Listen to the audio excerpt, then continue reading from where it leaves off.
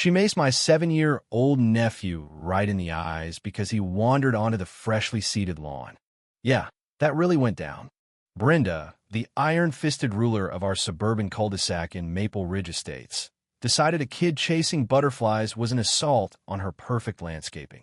She did it with a twisted grin, but she had no clue I was watching from the sidelines.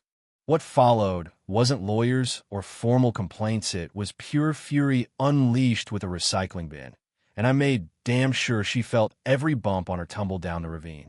This is how one control freak tried to crush a boy's spirit and ended up sprawled in the mud before the whole block. It was a crisp autumn morning in October 2023, the kind where leaves crunch underfoot and the air bites just enough to wake you up. No rain for days, just golden sunlight filtering through the oaks. I'd taken my nephew Theo out for some fresh air at the neighborhood green space, a simple patch with rusty monkey bars, a tire swing, and a steep embankment kids use for sliding on cardboard. Theo, quiet since his mom passed, clutched his faded action figure, eyes lighting up as he dashed around. At 7, he didn't need gadgets, just space to run wild. I lounged on a splintered picnic table, nursing a lukewarm tea, finally unwinding. Theo giggled, a rare sound that warmed me inside. But then I spotted her, Brenda Whitaker, mid-60s, in a starched polo and capris, arms locked like a sentinel. A fresh sign staked in the dirt read, "Lawn Restoration. Keep off HOA mandate." No barriers, just her glaring like a hawk. Theo veered off the path, toes grazing the edge while plucking a stray weed. Brenda's face twisted. "Hey," she barked, storming over. I jumped up. "Problem." Her sneer deepened. "That boy's destroying protected turf. Rules are rules. He's 7. I shot back, positioning myself between them. "Not vandalizing your castle." She huffed. "I'm Brenda Whitaker, chair of Maple Ridge HOA.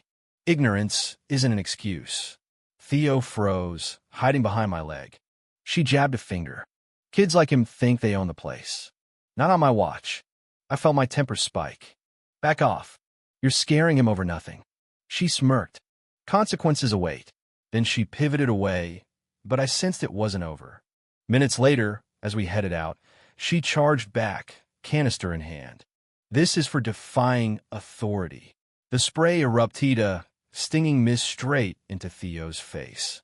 He howled, collapsing, rubbing his burning eyes, gasping for air. Rage blinded me. I scooped Theo up, shielding him, as Brenda stood smug. "You psycho," I roared. "He's a child. He violated HOA property," she snarled. "You encouraged it." Parents gawked, some filming. I thrust Theo to a nearby dad, "Help him," and lunged. Grabbing a hefty blue bin, I slammed it over her, trapping her torso. "Want rules? Try physics." With a boot, I shoved it hard. It careened down the ravine, bouncing wildly, her shrieks echoing as it hit roots and stones. At the bottom, she flopped out, disheveled, dignity shredded. Cheers erupted. "About time," someone yelled. I hurled her dropped canister after her, nailing her shoulder. She yelped, curling up. Sirens wailed soon after. Paramedics treated Theo first, ignoring her wails of "victim here."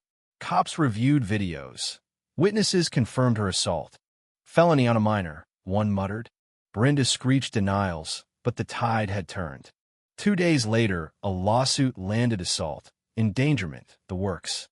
She smeared me in emails as a thug. But my countersuit hit hard. Footage, medical reports, statements. Her lawyer bailed. Neighbors petitioned her ouster. At the tense community forum, she ranted about conspiracies, but a voice cut through. "You maced a kid." She bolted, humiliated. Then anonymous tips flooded: Inatine biker sprayed for loitering, a family fined for a rainbow decal, an old vet harassed over his garden gnome. Brenda wasn't strict. She was vicious. I exposed it all at the next meeting, projecting evidence. The board banned her for life, erasing her from records. Her yard got tagged, tyrant toppled, with a bin left as a crown. Months on, the green space buzzed with life again. A graffiti wall appeared. A boy on bars, crushing a spray can, captioned "Free to roam." Theo saw it and beamed. That's me being brave. He swung high, fearless. Peace returned, but I stayed vigilant, attending meetings, challenging BS. Bullies like her lurk, waiting to reclaim power. This isn't just revenge, it's a wake-up. When authority turns toxic, silence feeds it. We shattered that cycle. But was my retaliation too far vigilante justice or necessary pushback? Should HOAs even wield such control, or are they breeding grounds for many dictators? Share your wildest power abuse tales below. Did you fight back or regret staying quiet? Spill it. All your stories fuel the fire. Like if this gripped you, subscribe for more raw truths, and hit notifications so you catch the next showdown. What lines shouldn't be crossed?